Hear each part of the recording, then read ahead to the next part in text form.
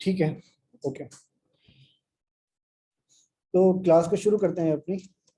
कल कल हमने देखा था कि लारावेल को किस तरीके से हम लारावेल का ओवरव्यू लिया था कि लारावेल के अंदर फीचर्स वगैरह क्या होते हैं और कौन कौन से फीचर्स होते हैं और किस तरीके से हम उनको यूज़ करते हैं। ठीक है, मैं अपनी स्क्रीन आप लोगों से शेयर कर देता हूँ।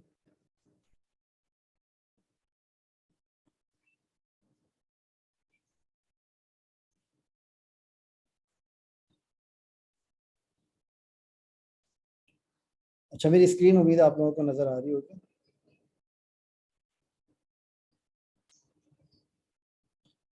ओके, तो हमने कल ये एक सैम्पल एक प्रोजेक्ट हमने बनाया था जो कि लारावेल क्लास 1 के नाम से। ठीक है, इसके अंदर हमने ये डायरेक्टरी स्ट्रक्चर कल हमने पूरा देखा था कि इस डायरेक्टरी स्ट्रक्चर को हम किस तरह से फॉलो करते हैं और इसके अंदर क्या क्या चीज़ें होती हैं और ये पब्लिक्स क्या होते हैं, राउट्स क्या किस तरीके से होते हैं, बूट स्ट्रैप्स और ये कॉन्फ़िग वगैरह क्या होती हैं। अच्छा, आज के लेक्चर के अंदर हम देखेंगे कि माइग्रेशंस वगैरह लारावेल के अंदर क्या होती है और किस तरीके से हम इसको क्रिएट करते हैं और डेटाबेस को किस तरीके से क्रिएट करते हैं, सीडर्स को किस तरीके से क्रिएट करते हैं। और फिर उसके बाद हम कुछ एपीआईज बनाना भी सीखेंगे कि एपीआईज लारावेल के अंदर किस तरीके से बनाते हैं और एपीआई एक्चुअली होती क्या है। ठीक है, तो इसके बारे में आज हम थोड़ा सा देखेंगे एपीआईज के बारे में और एपीआई की कुछ टाइप्स भी हम आज पढ़ेंगे। एपीआई की टाइप जो है वो क्या होती हैं और किस तरीके से हम उनको बनाते हैं और क्या डिफरेंस होता है उन टाइप्स के अंदर। ठीक है, अच्छा, तो सबसे पहले मैं आपको बताता चलूँ कि लारावेल के अंदर जो आपके पास डेटाबेस एक फोल्डर होता है आपके पास डेटाबेस के नाम से। ठीक है, ये जो आपके पास डेटाबेस के नाम से फोल्डर होता है इसके अंदर आप अपने डेटाबेस से रेलिवेंट सारी चीज़ें आप यहाँ पे मैनेज कर रहे होते हैं। ठीक है, अच्छा, इसके अंदर आपके पास एक फाइल होती है। उस फाइल वो फाइल आपके पास होती है डॉट env के नाम से जो कि आपको बिल्कुल रूट पे मिलती है लारावेल के। ठीक है, अगर आप ये डॉट env की फाइल को अगर आप यहाँ पे ओपन करेंगे तो यहाँ पर आपको मिलती हैं इसकी सारी चीज़ें जो कि आपके लारावेल की सारी कॉन्फ़िगरेशन आपकी यहाँ पे डिफाइन होती है इस फाइल की। ठीक है, अच्छा, फॉर एग्जांपल इस फाइल के अंदर एक आपके पास सेक्शन होता है जिसके अंदर आप डेटाबेस के कनेक्शंस को आप यहाँ पे मैनेज करते हैं। ठीक है, अच्छा, ये डिफ़ॉल्ट फाइल है लारावेल की जो लारावेल हमें एक्सपोर्ट करके जो जब हम लारावेल का प्रोजेक्ट जब हम यहाँ पे क्लोन करते हैं डाउनलोड करते हैं तो लारावेल हमें डिफ़ॉल्ट में ये फाइल इस तरह से देता है और एक env.example की फाइल हमें देता है जिसको हम नहीं छेड़ते। मतलब ये हमारे पास एग्जाम्पल की फाइल हमारे पास सेव रहती है और इसको हम नहीं इसको हम कुछ भी नहीं करते, इसको जस्ट हम डॉट env की फाइल को हम यूज़ करते हैं। ठीक है, इन फ्यूचर अगर हमारे पास ये फाइल अगर हमारे पास कोई ख़राब हो जाए या फिर कोई हम लॉस कर दें तो फिर इसके बाद हम यहाँ पे डॉट env डॉट एग्जाम्पल की फाइल को हम यूज़ कर सकते हैं। ठीक है, मतलब यहाँ से हम इसको कॉपी करके एक और नई डॉट env की फाइल क्रिएट कर सकते हैं। ओके, अच्छा, इस डॉट env की फाइल के अंदर आपके पास यहाँ पे जब आप डेटाबेस के कनेक्शंस के अंदर जब आप यहाँ पे देखते हैं तो यहाँ पे आपके पास कुछ चीज़ें होती हैं जिसके अंदर डीबी कनेक्शन, डीबी होस्ट और डीबी पोर्ट और डीबी डेटाबेस यूज़र नेम और पासवर्ड। ठीक है, ये सारी आपके पास यहाँ पे चीज़ें होती हैं जो कि आपको अपने प्रोजेक्ट के अंदर डिफाइन करनी होती हैं। अच्छा, ये चीज़ें डिफाइन करने से पहले आप लोगों को ये चीज़ देखनी होगी कि अगर आप लोगों के पास कोई जैम्प सर्वर वगैरह इंस्टॉल हुआ हुआ है तो उसको आपको स्टार्ट करना पड़ेगा। ठीक है, फॉर एग्जांपल मैं आप लोगों को अगर यहाँ पे दिखाऊं तो मेरे पास यहाँ पे एक मैम सर्वर यहाँ पे मेरे पास यहाँ पे सेटअप हुआ हुआ है। आप लोगों के पास शायद जैम्प हो तो वहाँ पे उसके बाद आप लोगों के पास स्टार्ट करने का ऑप्शन इसके अंदर आता है। अच्छा, इसके अंदर मेरे पास यहाँ पे ऑप्शन आता है स्टॉप और स्टार्ट करने का। ठीक है, अगर बाय डिफॉल्ट ये स्टॉप होता है, मुझे इसको स्टार्ट करना पड़ता है। ठीक है, तो आपको ये स्टार्ट करना पड़ेगा। ठीक है, तो अगर आप मैम्प यूज़ कर रहे हैं तो आप मैम्प को स्टार्ट करेंगे, अगर आप जैम्प यूज़ कर रहे हैं तो आप जैम्प को स्टार्ट करेंगे। ठीक है, मतलब जितने भी आप ये यूज़ करते हैं वर्चुअल सर्वर्स सबके पास आप सब लोगों के पास ये ऑप्शन आता है इसको स्टार्ट करने का और इसको स्टॉप करने का। ठीक है, तो जैम्प के अंदर आपके पास दो ऑप्शंस आते हैं, एक होता है आपके पास माई और एक होता है आपके पास अपाची के नाम से। ठीक है, तो उन दोनों को आपको स्टार्ट करना पड़ेगा, अपाची को भी और माई को भी। बाकी उसके नीचे और भी काफ़ी सारे ऑप्शंस आ रहे होते हैं तो उनको आप लोग इग्नोर कर सकते हैं, तो उनको आप लोगों को देखने की ज़रूरत नहीं है। बस ये है कि आप लोग माई और अपाची इन दो चीज़ों को आप लोग अपने पास स्टार्ट करके रखें तब जब भी आप लारावेल की किसी भी एप्लीकेशन के ऊपर काम कर रहे हो। ठीक है, अच्छा, जब आप इन सर्वर्स को स्टार्ट करते हैं तो स्टार्ट करने के बाद आपके पास एक डेटाबेस का एक्सेस आपको मिल जाता है। ठीक है, डेटाबेस का एक्सेस आपको कैसे मिलता है, फॉर एग्जांपल आपने जब ये सर्वर्स आपने स्टार्ट किए हैं, अपने वर्चुअल सर्वर आपने जब आपने स्टार्ट किया है तो इसके बाद मेरे पास यहाँ पे एक सॉफ्टवेयर है जिसका नाम है SQL Pro। ठीक है, ये जो सॉफ्टवेयर है SQL Pro का, इसके अंदर क्या होता है कि मैं इसके अंदर एक नई विंडो ओपन कर लेता हूँ, ठीक है। अच्छा, ये जो सॉफ्टवेयर है मेरे पास SQL Pro के नाम से, इस सॉफ्टवेयर के अंदर आपके पास क्या होता है कि आप यहाँ पे अपने डेटाबेस को मैनेज कर सकते हैं। डेटाबेस को मैनेज करने से मुराद कि आपको अपने जो जितने भी डेटाबेसेस हैं वो सारे आप यहाँ पे अपने मैनेज कर सकते हैं, चाहे वो आपके लोकल होस्ट पर हो या फिर आपके कहीं पे लाइव के डेटाबेसेस हो, ठीक है, वो आप यहाँ पे अपने डेटाबेसेस को मैनेज कर सकते हैं। अच्छा, ये जो SQL Pro ये जो सॉफ्टवेयर है ये सिर्फ मैक के लिए है, लेकिन अगर आप लोग विंडोज़ यूज़ कर रहे हैं तो विंडोज़ के अंदर आप लोगों के पास एक ऑप्शन होता है आपके XAMPP के अंदर PHP My Admin का, ठीक है, जिसको आप एक्सेस कर सकते हैं अपने ब्राउजर के अंदर यूज करते हुए। फॉर एग्जांपल आप ब्राउजर के अंदर लिखते हैं लोकल होस्ट, ठीक है, लोकल होस्ट के बाद आप यहाँ पे PHP My Admin लिखते हैं, तो इस तरह से वो आप लोगों के पास एक्सेस हो जाएगा PHP My Admin का जो डायरेक्टरी है, ठीक है। मेरे पास यहाँ पे इस वक्त एक्सेस नहीं होगा क्योंकि मैं ज़ाहिर है मैक यूज़ कर रहा हूँ, तो मैक के अंदर ये है कि आपके पास मैं इस तरीके से अपने मैम सर्वर से इसको यहाँ से स्टार्ट करता हूँ, ठीक है। लेकिन अगर आप लोग XAMPP वगैरह यूज़ कर रहे हैं तो आप लोग PHP My Admin को local host /PHP My Admin करके आप उसको अपने पास यूज़ कर सकते हैं, ठीक है। उसके अंदर आप लोगों के पास XAMPP के अंदर आप लोगों के पास ऑप्शन आता है PHP My Admin को अपने जो आप लोगों के पास सॉफ्टवेयर की विंडो आती है उसके अंदर से भी ओपन करने का ऑप्शन आता है। अगर आप लोगों को कोई कन्फ्यूजन हो उसके हवाले से तो आप लोग मुझसे व्हाट्सएप के ऊपर पूछ सकते हैं, तो व्हाट्सएप के ऊपर आप लोगों को डायरेक्टली उस पर गाइड कर दूंगा, ठीक है। अच्छा, इसके अंदर जो इंपॉर्टेंट चीज़ है वो ये है कि आप लोगों के पास सबसे पहले सर्वर इंस्टॉल होना चाहिए, और दूसरी चीज़ ये है कि आप लोगों के पास एक डेटाबेस को मैनेज करने के लिए एक सॉफ्टवेयर होना चाहिए। उसका वो सॉफ्टवेयर आप या तो PHP My Admin यूज़ कर लें अपने ब्राउजर के अंदर, या फिर आप कोई सॉफ्टवेयर डाउनलोड कर लें जिसके अंदर एक सॉफ्टवेयर का नाम है SQL योग, ठीक है। SQL योग अगर आप यहाँ पे सर्च करेंगे तो आप लोगों को मिल जाएगा SQL योग, ठीक है। ये आप लोगों के पास एक सॉफ्टवेयर आता है जिससे आप अपने डेटाबेस को मैनेज कर सकते हैं। जो भी आपके पास मतलब जो आप लोगों को यहाँ पे मेरे पास विंडो नजर आ रही है, इसी तरह की विंडोज आप लोगों के पास आपके SQL योग के अंदर आप लोगों को नजर आएगी, जिसके अंदर आप अपने डेटाबेसेस को मैनेज कर सकते हैं, ठीक है। थोड़ा सा लेआउट में डिफरेंट हो सकता है, थोड़ा सा लेआउट डिफरेंट हो सकता है, लेकिन ये है कि आप लोगों के जो कॉन्सेप्ट हैं वो तकरीबन मोर और लेस सिमिलर ही होते हैं, ठीक है। तो आप लोग SQL योग को भी डाउनलोड कर सकते हैं, या फिर आप PHP My Admin को भी आप यूज़ कर सकते हैं, ठीक है। अच्छा, इसके अंदर डेटाबेस कनेक्शन को बनाने के लिए आप लोगों के पास लोकल के ऊपर जो आपके पास डेटाबेस का डिफॉल्ट होस्ट का एड्रेस होता है वो होता है 127.0.0.1, ठीक है। DB कनेक्शन के अंदर आपके पास डिफॉल्ट में MySQL होता है, इसको आप लोगों को चेंज करने की ज़रूरत नहीं होती। पोर्ट के अंदर आपके पास 3306 होता है। अगर आप लोग ऑलरेडी पोर्ट को यहाँ पे अपने पास ऑलरेडी अपने पोर्ट आपकी यूज़ कर रहे हैं तो आप लोग यहाँ पे पोर्ट अपनी चेंज कर सकते हैं 80 या 8888 के ऊपर, ठीक है। तो पोर्ट आप अपनी मर्जी से के हिसाब से चेंज कर सकते हैं, लेकिन यूजुअली 3306 के ऊपर ये मोस्टली ये चल जाता है, ठीक है। इसके अंदर कोई प्रॉब्लम आती नहीं है, तो आई एम श्योर कि आप लोगों के पास भी चल जाएगा। लेकिन अगर कोई प्रॉब्लम आए तो आप लोगों को मुझसे भी पूछ सकते हैं, या फिर आप अपनी पोर्ट को चेंज करके यहाँ पे देख सकते हैं जो भी आपकी एक्चुअल पोर्ट है, ठीक है। अच्छा, इसके अंदर फिर आपके पास यहाँ पे ऑप्शन आता है DB_डेटाबेस का। यहाँ पे आप अपने डेटाबेस का नाम लिखते हैं। मैं आपको अभी थोड़ी देर में बताता हूँ कि डेटाबेस का नाम आप लोगों को कैसे मिलेगा और किस तरीके से आप लोग अपने डेटाबेस को क्रिएट कर सकते हैं, ठीक है। अच्छा, फिर इसके बाद आप लोगों के पास ऑप्शन आता है यूजर नेम का और पासवर्ड का। यूजर नेम और पासवर्ड क्या होता है आपके पास यहाँ पे, ये यूजर नेम और पासवर्ड होता है आपके पास डेटाबेस को और अपने होस्ट को एक्सेस करने के लिए आप लोगों को ये यूजर नेम और पासवर्ड यहाँ पे देना होता है। अगर आप लोग ये यूजर नेम और पासवर्ड गलत देंगे तो आप लोग अपने डेटाबेस को एक्सेस नहीं कर सकते, ठीक है। तो यूजर नेम और पासवर्ड आप लोगों को सही देना होता है ताकि आप लोग अपने डेटाबेस को एक्सेस कर सकें, ठीक है। अच्छा, मैं यहाँ पे आप लोगों को एक थोड़ा सा प्रैक्टिकल करके दिखा देता हूँ। प्रैक्टिकल में आप लोगों का इस तरह से होगा कि सबसे पहले मैं क्रिएट करूंगा एक डेटाबेस, ठीक है। डेटाबेस का मैं नाम रख देता हूँ। बाय डिफॉल्ट यहाँ पे लारावेल सेटअप हुआ है। डेटाबेस का नाम मैं यहाँ पे रख देता हूँ लारावेल क्लास 1, ठीक है।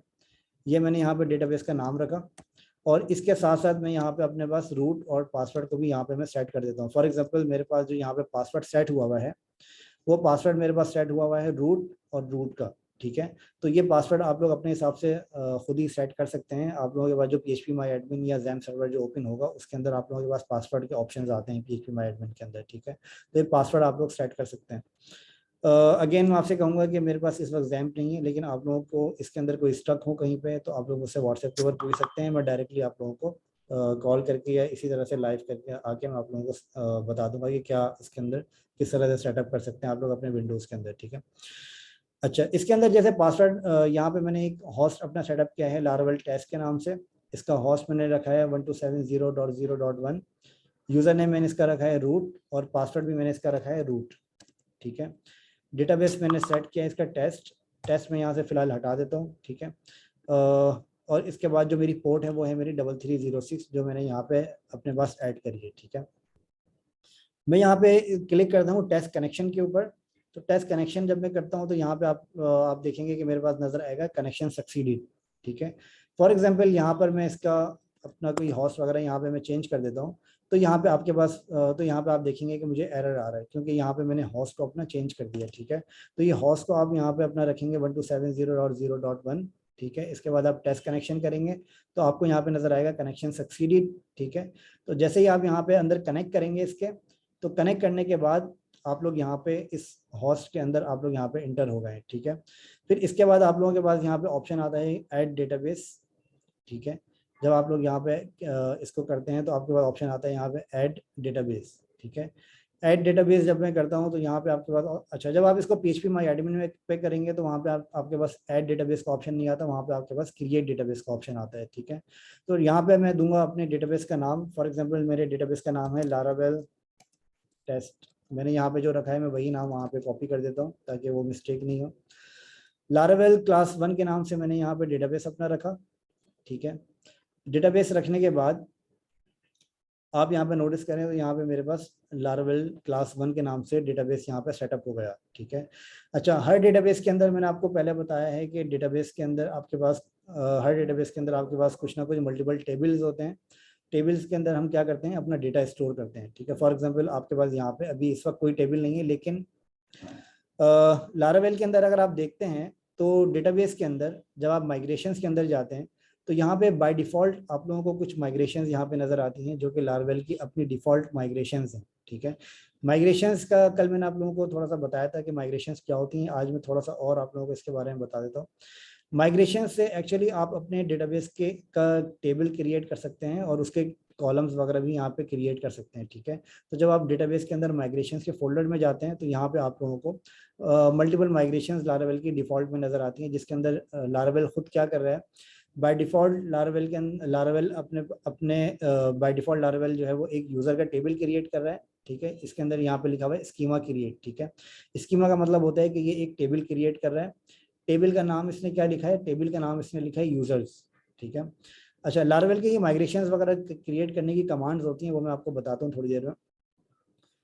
अच्छा, यहाँ पे आपने लिखा स्कीमा क्रिएट और यूजर्स के बाद आपने डिफाइन किया कि इस टेबल के कॉलम्स क्या हो, कौन कौन से होने चाहिए। कॉलम्स अभी जब मैं ये बनाऊंगा तो आप लोगों को पता चल जाएगा कि ये कॉलम्स क्या होते हैं, ठीक है।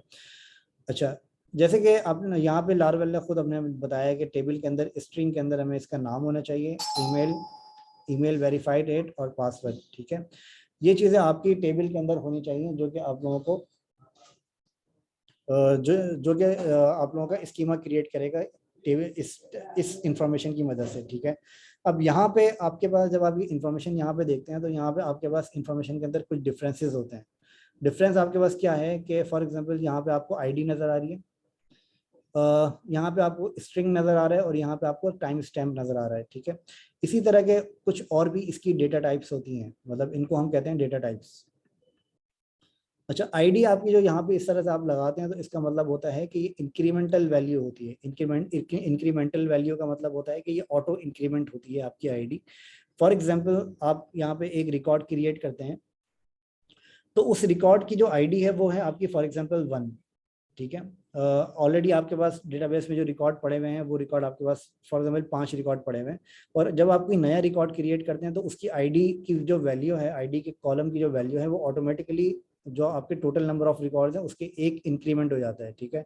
अगर आपके डेटाबेस के अंदर अगर आपके पास ऑलरेडी 100 डेटा का रिकॉर्ड पड़ा हुआ है तो वो 101 से फिर काउंट होगा। अगर 10 पड़े हुए हैं तो वो इसकी जो न्यूली डेटा क्रिएट होगा उसकी आईडी आपकी इंक्रीमेंट होती रहेगी, जैसे वो 11 हो जाएगी, 12 हो जाएगी, 13 हो जाएगी। तो इस तरीके से आपकी आईडी जो है वो इंक्रीमेंटल वैल्यू होती है, ठीक है। और आईडी आपकी हमेशा यूनिक होती है। आईडी के अंदर आपको आईडी आपकी एक सेम डेटा की multiple ID same IDs multiple नहीं हो सकती, ठीक है। तो एक डेटा के एक टेबल के अंदर आपकी जो आईडी का जो कॉलम है वो आपका यूनिक होता है, उसके अंदर आईडी आपकी सेम नहीं हो सकती।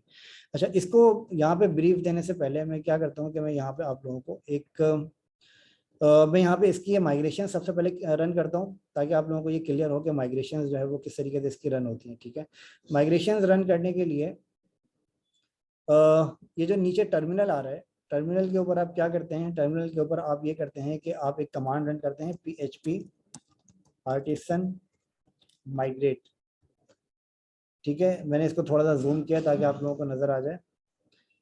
अच्छा, मैंने यहाँ पे कमांड रन करी है php artisan migrate की।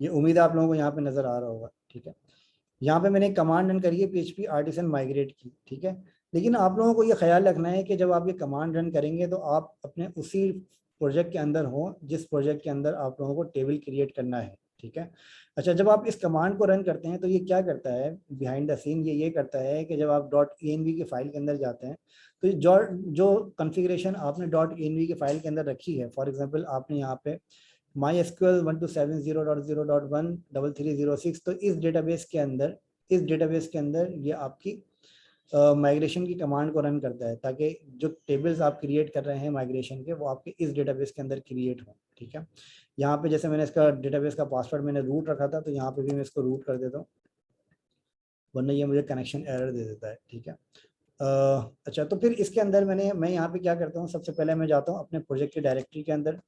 प्रोजेक्ट की डायरेक्टरी मेरी कहाँ पर है, प्रोजेक्ट की डायरेक्टरी मेरी है लारावेल के अंदर, और लारावेल के अंदर मेरे पास एक डायरेक्टरी है लारावेल क्लास 1 के नाम से। ठीक है, मैं क्या करूँगा, cd लारावेल क्लास 1। ठीक है, तो लारावेल क्लास 1 के नाम से मैंने एक यहाँ पे अपनी कमांड लिखी cd लारावेल क्लास 1। तो ये क्या करेगा कि अभी इस वक्त लारावेल की डायरेक्टरी में है, तो ये लारावेल क्लास 1 की डायरेक्टरी में मुझे ले जाएगा। ठीक है, तो जब मैं लारावेल क्लास 1 की डायरेक्टरी के अंदर चला गया तो यहाँ पे जाने के बाद मैं कमांड रन करता हूँ php artisan migrate। अगर आप लोगों को आर्टिसन के बारे में नहीं पता है तो मेरी कल वाली वीडियो जरूर देख लीजिएगा, तो उसके अंदर आप लोगों को आइडिया हो जाएगा कि आर्टिसन क्या होता है। ठीक है, अच्छा, ओके, तो php artisan migrate मैंने यहाँ पे लिखा। ये लिखने के बाद मैं सिंपली क्या करता हूँ, ये लिखने के बाद मैं सिंपली यहाँ पे इंटर करता हूँ। ठीक है, तो जैसे ही मैंने यहाँ पे इंटर किया तो आप यहाँ पे नोटिस करेंगे कि यहाँ पे आपको ये बता देता है कि क्रिएट जितने भी टेबल्स जिसने क्रिएट कर रहे हैं उसकी यहाँ पे आपको ये लिस्ट बता देता है। ठीक है, लारावेल ने php artisan migrate की कमांड के मदद से ये सारे टेबल्स आपके ऑलरेडी क्रिएट कर दिए हैं। ठीक है, ये कह रहा है आपको माइग्रेशन टेबल क्रिएटेड सक्सेसफुली।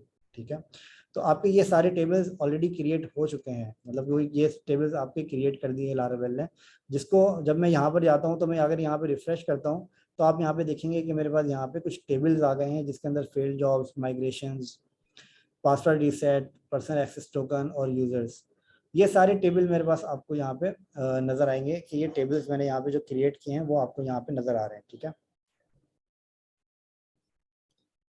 अच्छा, इसके अंदर अभी तक आप लोगों को कोई क्वेश्चन है, कोई कंफ्यूजन है तो आप लोग पूछ सकते हैं।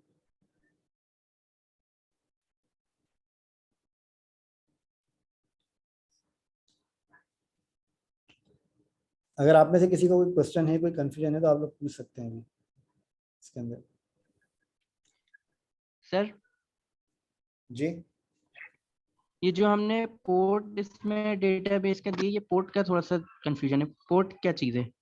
पोर्ट के बारे में पूछ रहे हैं।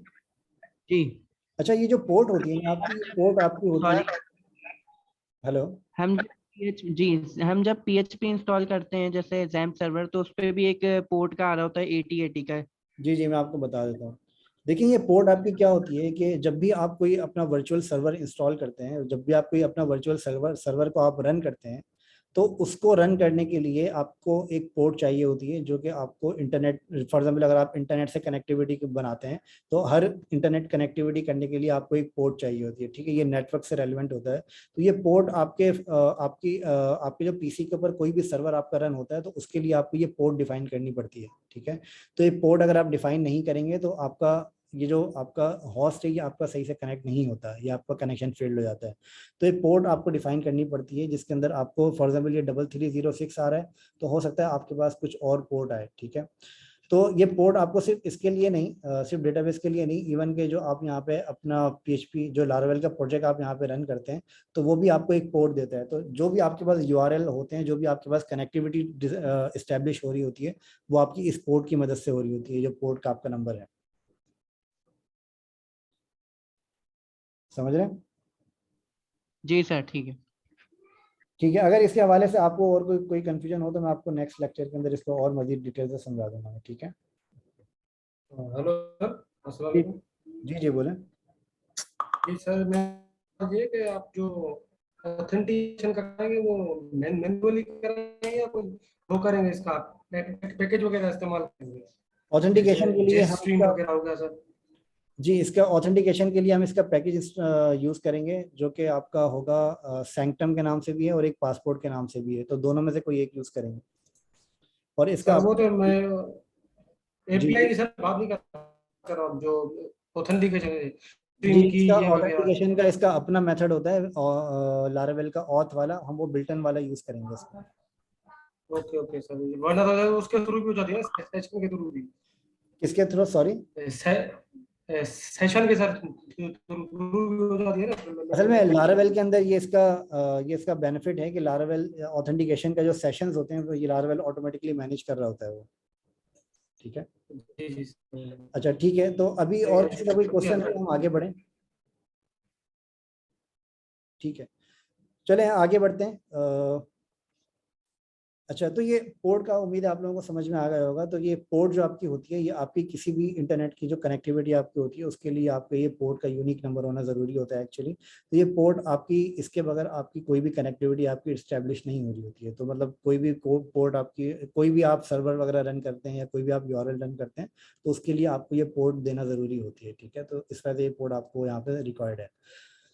अच्छा, एक चीज और कि एक पोर्ट के ऊपर आपकी मल्टीपल एप्लीकेशंस रन नहीं हो सकती। ठीक है, फॉर एग्जांपल आपने अपने PC के ऊपर by mistake 2 XAMPP server install कर दिए, ठीक है, और या फिर आपके पास ऑलरेडी एक XAMPP सर्वर एक पोर्ट के ऊपर चल रहा है। फॉर एग्जांपल आपने एक XAMPP सर्वर इंस्टॉल किया और वो 3306 के ऊपर वो चल रहा है, तो अगर आप दूसरा XAMPP सर्वर इंस्टॉल करेंगे और उसको अगर आप स्टार्ट करने की कोशिश करेंगे तो वो आपको एरर दे देगा। वो एरर आपको इस वजह से देगा क्योंकि वो ऑलरेडी 3306 की पोर्ट को वो यूज कर रहा है ऑलरेडी, आपका जो पुराना वाला जो XAMPP सर्वर है। ठीक है, तो आपकी जो पोर्ट होती है वो आपकी हर कनेक्शन के लिए एक यूनिक पोर्ट होती है जो कि आपको यहाँ पे देनी होती है।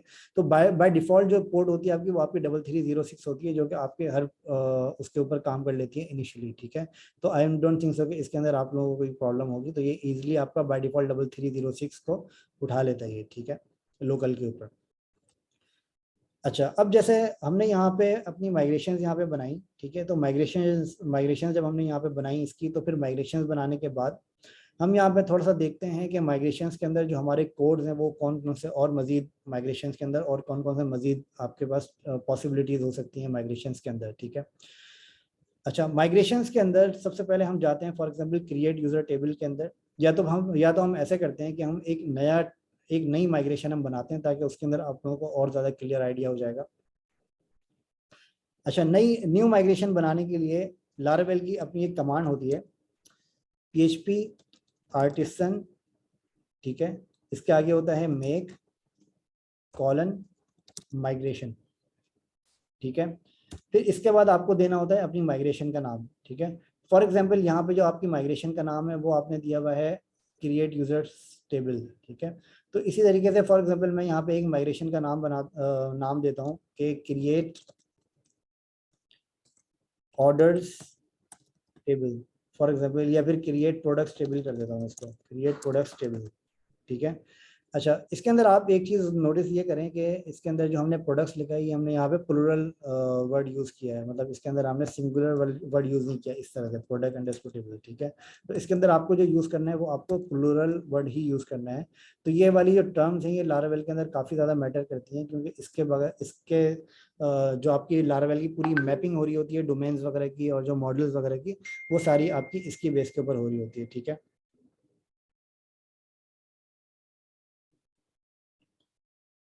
ठीक है, तो मैं यहाँ पे एक नई माइग्रेशन क्रिएट कर रहा हूँ। इस माइग्रेशन का नाम मैंने यहाँ पे रखा क्रिएट प्रोडक्ट्स टेबल। ठीक है, ये माइग्रेशन का नाम रखने के बाद मैं सिंपली क्या करता हूँ, मैं सिंपली यहाँ पे इंटर करता हूँ। ठीक है, तो जैसे ही मैंने यहाँ पे एंटर किया तो आप यहाँ पे नोटिस करें कि ये मुझे कह रहा है कि क्रिएटेड माइग्रेशन और माइग्रेशन का की फाइल का नाम, ठीक है। अच्छा, अब आप अगर यहाँ पर जाएंगे अपनी माइग्रेशंस की डायरेक्टरी के अंदर, तो आपको ऑलरेडी यहाँ पर एक माइग्रेशन नजर आएगी क्रिएट प्रोडक्ट्स टेबल के नाम से, जो कि इसने क्रिएट करी है, ठीक है। अगर आप इसकी फाइल का नाम देखेंगे तो बिल्कुल एग्जैक्टली सेम नाम है जो इसने यहाँ पे मेंशन किया हुआ है, ठीक है। 2022-07-17-11-022-0 ठीक है। तो ये सेम वो माइग्रेशन है जो हमने अभी अभी बिल्कुल यहाँ पे क्रिएट करी है, ठीक है। अच्छा, फिर इसके बाद जब हम इस माइग्रेशन को ओपन करते हैं तो आप यहाँ पे नोटिस करेंगे कि इस माइग्रेशन के अंदर हमारा कुछ कोड्स भी लिखे हुए हैं, ठीक है। कोड हमारा फॉर एग्जांपल क्या लिखा हुआ है कि इसके अंदर कुछ डिफॉल्ट में लारावेल ने अपना हमारे को कुछ लारावेल ने कुछ कोड्स हमें दिए हैं, जिसके अंदर एक आपकी एक कॉलम लारावेल ने खुद बनाया, वो है आपकी आईडी, और ये है आपकी टाइम स्टैम्प। टाइम स्टैम्प का मतलब ये होता है कि जो भी आपका ये रिकॉर्ड है, जो भी रिकॉर्ड इस टेबल के अंदर ऐड होगा, वो ऑटोमेटिकली उसका जो क्रिएट टाइम है, जो रिकॉर्ड का ऐड करने का जो टाइम है, वो ऑटोमेटिकली उसके अंदर दो कॉलम के बनाएगा, जिसके अंदर एक कॉलम आपका होगा क्रिएटेड ऐड के नाम से और एक कॉलम आपका होगा अपडेटेड ऐड के नाम से, कि वो कॉलम क्रिएट कब हुआ था और वो कॉलम अपडेट कब हुआ था। अपडेट का मतलब है कि ऑलरेडी क्रिएटेड वाले जो कॉलम है उनका डेटा आपने कब मॉडिफाई किया था, तो उसके अंदर वो आपका पूरा टाइम सेव करता है कि वो कॉलम आपका कब क्रिएट हुआ था, ठीक है। अच्छा, अगर आप यहाँ पे इसको नोटिस करें, अच्छा अगर हम यहाँ पे इसको देखें लारावेल की डॉक्यूमेंटेशन के अंदर, ठीक है, तो लारावेल की डॉक्यूमेंटेशन के अंदर अगर हम माइग्रेशंस के अंदर चले जाएं, डायरेक्ट माइग्रेशंस, तो माइग्रेशंस के अंदर आप लोगों को और भी कुछ चीज़ें नज़र आएंगी जो कि बहुत ज़्यादा इंपॉर्टेंट है माइग्रेशन के अंदर। फॉर एग्जांपल इसके अंदर एक आपकी है स्कीमा फ्लाइट जो इसने यहाँ पे दिया है, ठीक है। ये तो हमने इस चीज़ को हमने देख लिया, लेकिन इसके बाद लारावेल हमें कुछ और भी ऑप्शंस, कुछ और भी चीज़ें यहाँ पे बताता है, ठीक है। अच्छा, लारावेल के अंदर एक आपके पास कमांड होती है PHP आर्टिसन माइग्रेट फ्रेश, ठीक है। अच्छा, इस कमांड को यूज़ करते वक्त आप लोगों को काफ़ी ज़्यादा ध्यान रखना पड़ेगा, क्योंकि माइग्रेट फ्रेश क्या करता है कि आपकी जो लारावेल की एप्लीकेशन के साथ जो कनेक्टेड डेटाबेस है, उस डेटाबेस को वो बिल्कुल जो है वो खाली करके न्यू माइग्रेशन वहाँ पे ऐड कर देता है। मतलब खाली करने से मुराद कि वो पूरा डेटाबेस को एम्प्टी करता है, फिर उसके बाद वो नई माइग्रेशन क्रिएट करता है। तो अगर ऑलरेडी आपका वो डेटा आपके पास आपके डेटाबेस टेबल के अंदर टेबल्स वगैरह के अंदर पड़ा हुआ है, तो वो आपका सारा डेटा आपका उसके अंदर से लॉस हो जाता है, क्योंकि आपने PHP आर्टिसन माइग्रेट फ्रेश आपने यूज़ किया है, ठीक है। तो जब भी आप माइग्रेट की कमांड को ये रन करें, तो आप ये इसको ज़रूर जहन में रखें कि जब भी आप माइग्रेट की कमांड को रन करेंगे, तो अगर आप PHP आर्टिसन माइग्रेट रन करते हैं सिर्फ, तो फिर तो ठीक है, उसके अंदर जो आपकी न्यू माइग्रेशन है सिर्फ उसको जो है वो एक्सपोर्ट करेगा। लेकिन अगर आप PHP आर्टिसन माइग्रेट फ्रेश अगर आप करते हैं, तो उसके अंदर वो क्या करेगा कि आपकी सारी माइग्रेशंस को रिमूव कर देगा, और फिर उसके बाद वो आपके सारे टेबल्स को बिल्कुल नए सिरे से जाके क्रिएट करेगा वो, ठीक है। जिसके अंदर आपका कोई भी डेटा वहाँ पर अवेलेबल नहीं होगा, वो डेटा आपका सारा लॉस हो चुका होगा, ठीक है। तो जब भी आप PHP आर्टिसन माइग्रेट को जब आप PHP आर्टिसन को जब आप माइग्रेट करें, तो उसके अंदर आपको इस चीज़ का जहन में रखना चाहिए कि वो डेटा आपका जो है वो, अगर आपको डेटा रखना है अपने PC के ऊपर या अपने डेटाबेस के ऊपर, तो वो डेटा आपको वो फिर आपको PHP artisan migrate fresh use नहीं करना चाहिए, ठीक है। अदरवाइज फिर आप सिर्फ PHP आर्टिसन माइग्रेट यूज़ करें विदाउट फ्रेश, ठीक है। अच्छा, इसके अंदर मैं आपको ये बता रहा था कि माइग्रेशन के अंदर हमारे पास कुछ डेटा टाइप्स भी होती हैं, ठीक है। डेटा टाइप्स हमारे पास फॉर एग्जांपल क्या होती हैं इसके अंदर, अगर मैं आपको बताऊं, अगर आप यहाँ पे सर्च करें अवेलेबल कॉलम टाइप्स, ठीक है, तो ये आपकी सारी डेटा टाइप्स होती हैं जो कि आपको माइग्रेशन के अंदर हर कॉलम की आप अलग अलग वैल्यूज, अलग अलग टाइप्स आप डिफाइन करते हैं, ठीक है। फॉर एग्जांपल हमने यहाँ पे जो कॉलम बनाया हुआ है, इसकी जो टाइप है यहाँ पे वो है ID, और इसकी जो टाइप है वो है यहाँ पे टाइम स्टैम्प। अगर हमें यहाँ पे अपनी इस टेबल के अंदर जो हमें ये कॉलम है, ये कॉलम अगर हमें सॉरी ये कॉलम अगर हमें अपनी किसी स्पेसिफिक टाइप के अंदर चाहिए, तो वो टाइप आपको यहाँ पे डिफाइन करनी पड़ेगी, ठीक है। फॉर एग्जांपल मुझे यहाँ पे एक कॉलम चाहिए table product name for example, ठीक है, सॉरी टेबल प्रोडक्ट नेम, ठीक है। अगर आप यहाँ पे देखें तो मैंने यहाँ पे क्या यूज़ किया है, मैंने यहाँ पे यूज़ किया है स्ट्रिंग, स्ट्रिंग मैंने क्यों यूज किया है, इसके अंदर आपके पास आपके पास अलग अलग टाइप्स होती हैं, जिसके अंदर कुछ टाइप्स ऐसी होती हैं जो कि आप बहुत ज़्यादा यूज़ करते हैं, ठीक है। जिसके अंदर आपके पास एक स्ट्रिंग होती है, इंटीजर होती है, तो इस तरह इसके अलावा आपके पास मीडियम टेक्स्ट होती है, लॉन्ग टेक्स्ट होती है। तो इस तरह की आपके पास काफ़ी सारी टाइप्स होती हैं माइग्रेशन के अंदर, जो कि आपको यूज़ करनी होती हैं अपने कॉलम्स को डेवलप करने के लिए, ठीक है। तो फॉर एग्जांपल यहाँ पर मैं क्या करता हूँ कि आपकी ये वाली जो टाइप्स है माइग्रेशंस की, इसको मैं यहाँ पे कुछ और क्रिएट करता हूँ। फॉर एग्जांपल टेबल के अंदर मैं एक टाइप रख देता हूँ इंटीजर या नंबर, पता नहीं ये अच्छा, इसकी टाइप मैं यहाँ पे इसकी इंटीजर रख देता हूँ फॉर एग्जांपल, ठीक है। इंटीजर के अंदर मैं यहाँ पे रख देता हूँ इसका काउंट, तो इसका मैं रख देता हूँ यहाँ पे काउंट, ठीक है। ये रखने के बाद इसके अंदर हमारे पास कुछ और भी फील्ड्स कुछ और भी प्रॉपर्टीज होती हैं। फॉर एग्जांपल इसके अंदर हमारे पास एक फंक्शन होता है, वो होता है आपके पास डिफॉल्ट का, ठीक है। तो डिफॉल्ट के अंदर आप क्या कर सकते हैं, डिफॉल्ट के अंदर आप प्रोडक्ट का डिफॉल्ट नाम आप सेट कर सकते हैं यूजली, ठीक है। तो डिफॉल्ट के अंदर अगर फॉर एग्जांपल आप यहाँ पे प्रोडक्ट का नाम लिखते हैं माई प्रोडक्ट, ठीक है, तो आपके सारी प्रोडक्ट्स का नाम जो भी आप ऐड करेंगे उसकी डिफॉल्ट वैल्यू माई प्रोडक्ट होगी, ठीक है। तो इस तरीके से आप अपनी डिफॉल्ट वैल्यूज आप किसी भी कॉलम टाइप की आप यहाँ पे सेट कर सकते हैं। अच्छा, ये करने के बाद मैं क्या करता हूँ, सिंपली ये करने के बाद मैं यहाँ पे कमांड रन करता हूँ php artisan माइग्रेट, ठीक है।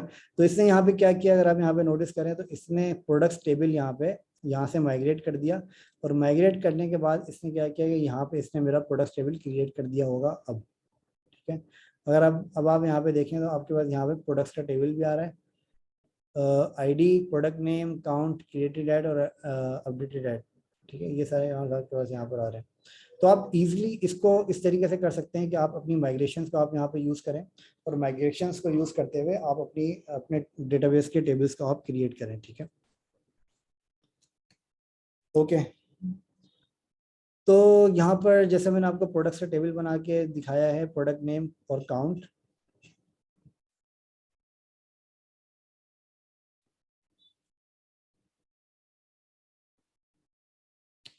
ओके। किसी का कोई क्वेश्चन तो नहीं है, राइट?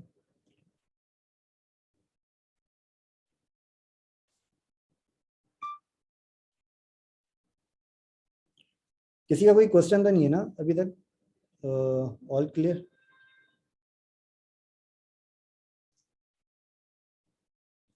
ओके।